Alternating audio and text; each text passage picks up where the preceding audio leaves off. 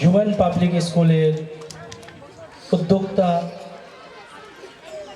Mehboob sir উপস্থিত, আমাদের সম্মানীয় হিউম্যান পাবলিক স্কুলের প্রধান শিক্ষক মহাশয় সামাদ স্যার এবং মঞ্চে উপস্থিত সমস্ত অভিভাবক বৃন্দ ও আমার স্নেহের ছাত্রছাত্রীরা, সকলকে আমি প্রথমে সালাম জানাই। আসসালামু আলাইকুম ওয়া রাহমাতুল্লাহি ওয়া বারাকাতুহু।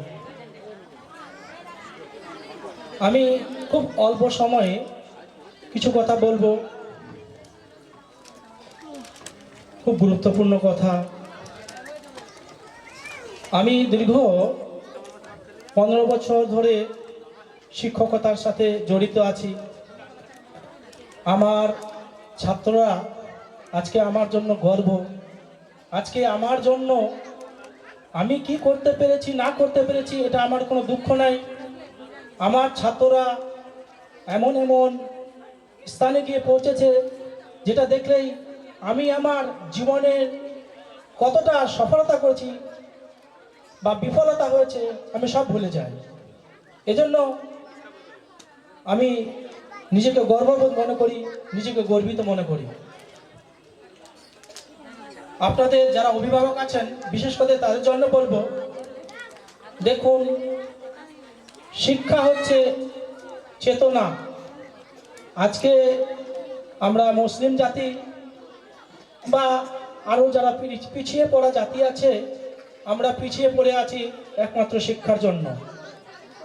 কিন্তু বর্তমান যুগে আমরা যেভাবে নিজেদের ছাত্র, নিজেদের ছেলে মেয়েদের শিক্ষার জন্য আগ্রহ নিচ্ছি, এটা কিন্তু আমাদের ভবিষ্যৎ প্রজন্মে আমাদের নিজেদের ভবিষ্যৎকে আমরা গড়িয়ে যাব।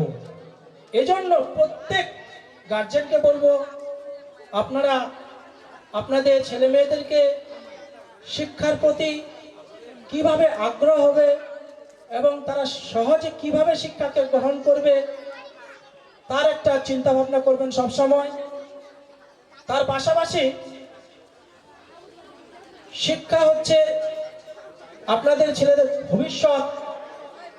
জমি চাষ করবেন, জমিতে আপনার পরিমাণ যেটুকু আছে সেইটুকুই থাকবে, জমির আয়তন বাড়বে না, জমির খাদ্যশস্য বাড়বে না। আমি একটাই কথা বলবো, প্রত্যেক গার্জেনকে, আপনারা সেই দিকে না দেখে আপনারা আপনাদের ছেলে মেয়েদের মাথাকে চাষ করুন। আপনারা আপনাদের ছেলে মেয়েদেরকে এমনভাবে চাষ করুন, দেখবেন 15 বছর 20 বছর পর আজকে যেই ছেলে মেয়েকে আপনি দেখছেন, একদিন সেই ছেলে মেয়ে আপনার ঘরে কেউ ডক্টর হয়ে, কেউ ইঞ্জিনিয়ার হয়ে, কেউ বা আরো কিছু হয়ে দাঁড়াবে। এই জন্য প্রথম যেটা দায়িত্ব ও কর্তব্য, সেটা হচ্ছে পিতামাতার এবং শিক্ষক ও শিক্ষিকাদের। আমরাও চাচ্ছি আমাদের ছেলে মেয়েগুলো ভবিষ্যতে অনেক দূর এগিয়ে যাক।